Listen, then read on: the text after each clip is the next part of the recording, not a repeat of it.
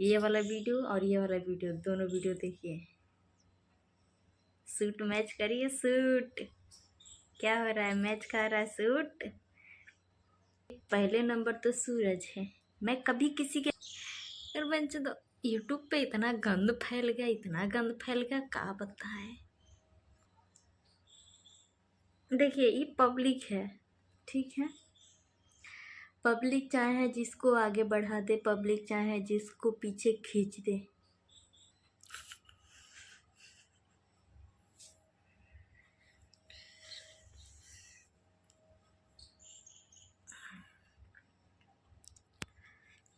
काहे इतना ध्यान से देख रहे हैं आप लोग? क्या सोच रहे हैं कि हम हंस कहाँ रहे हैं मने मने?